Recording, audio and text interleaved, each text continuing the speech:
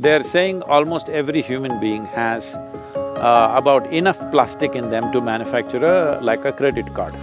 The many problems that children are facing today, young children having thyroid problems, is largely connected with this.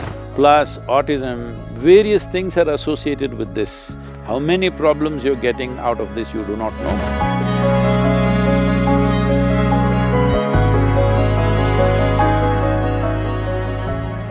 So, Sadhguru, majority of your work is towards sustainable solutions, but also a lot of your work is to raise human consciousness.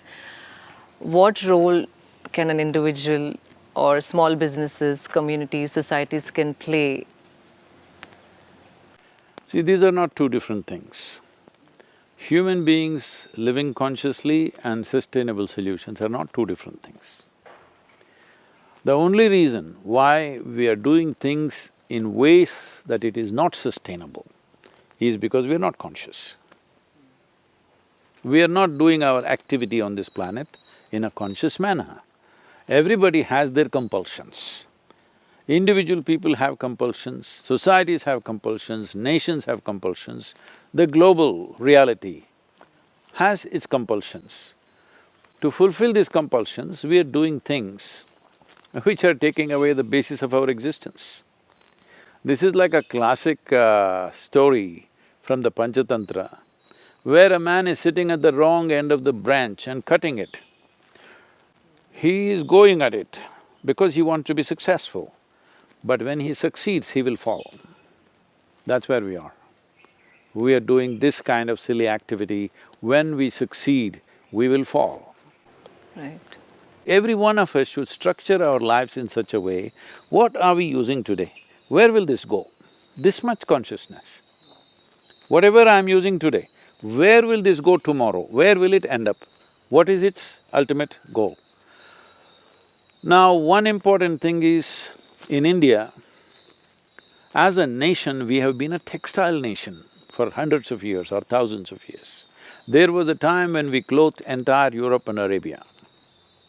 Literally 60% of the clothing was from India. Nobody made exquisite clothing like this on the planet, even today. Nobody can make something like what you're wearing, all right? Right. Nowhere else on the planet. Because these skills won't happen overnight. This is not something you can go to a textile course for 4 years and pick it up. This is something innately developed. In each region, they had all these different kinds of weaves, different kinds of dyes. With whatever local material, they came out with such exquisite weaves. Over 132 weaves, distinct weaves were there at the beginning of this century. Right now, almost 65 to 70 of them are near extinction. We are making some efforts in that, we'll talk about it later. But textile has been our way of doing things. We need to go back to that.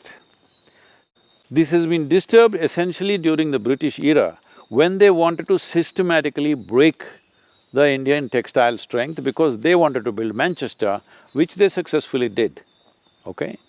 Now people are very proud to call Coimbatore the Manchester of India. I said, please don't do that, huh? Let them call Manchester Coimbatore of England because this is where the real weaving and spinning and everything, the cotton was, all right, textiles. This is the region in which it happened, and in every region there are unique ways. If we bring this back, even in reasonable context, if we develop the needed markets, if we revive the skills that are there, I'm telling you, in this country, easily it will employ anywhere between 200 to 300 million people within the next 5 to 6 years' time. Some efforts are being made by the textile industry, many policies have changed, we have also been working with them, but it's not enough if you want a revolution. Above all, for all this you need a market. That's why you are very important, that's one reason I'm talking to you, because we need a market. Market should be sensitive to aesthetics. Market should be sensitive to sustainability. Right now, they want to go to some shop and buy 10 nylon clothes. If they go shopping, nobody's buying one, because they buy 2 dozen like this. 1, 2, 3 they'll wear, after that it's got bored, and again by the time they can wear these 2 dozen, already they've shopped once again, all right? 85% of the clothing on the planet within 1 year goes to the landfills. 100 billion pieces of clothing is sold on the planet every year, 100 billion, all right? And 85 billion pieces of clothing go into the landfills every year, and most of it is polyester. One of the most dangerous form of pollution is polyfiber is floating everywhere. It's in the air, it's in the soil, it's in the water. Some researchers have found placenta, the polyfiber is in the placenta, that in your mother's womb, you catch it. Some of them are saying, we don't know to what extent these numbers are correct, but it is right, it's in the right direction. They're saying almost every human being has about enough plastic in them to manufacture like a credit card. You have to pay. Someday, if you carry a credit card in your system, you keep paying, all right? So, this much plastic is all over the place, but everybody is trying to shoot the lowly plastic bag. I'm not saying you shouldn't shoot at it, but it's fashionable to do that, that's what is problem. Because the lowly plastic bag which is floating on the street, some beggar, some rag picker picks it up, and in India, that recycling is actually at a very good pace, not because of your sustainable consciousness, because of poverty, they're picking it out. Plastic bottles are recycled nearly 90% in India, it's the only country like that.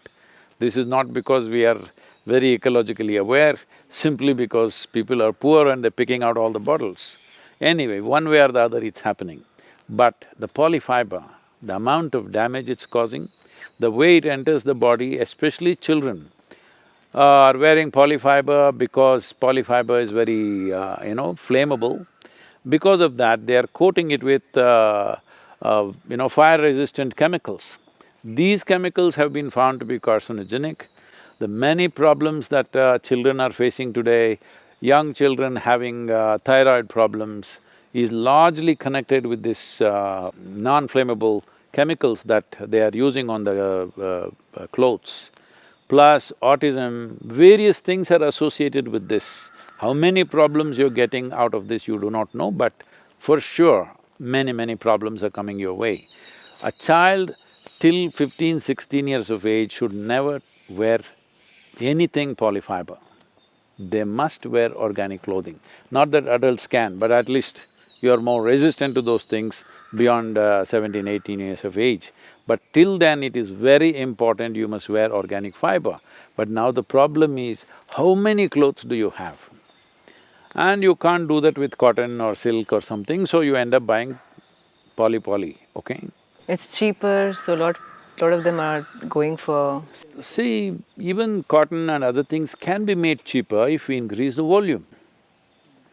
So one simple thing that I'm suggesting is, you have influence in Telangana, you must push for this, I'm pushing for this in some states, that at least the school uniforms must be cotton or linen or whatever they can afford, all right?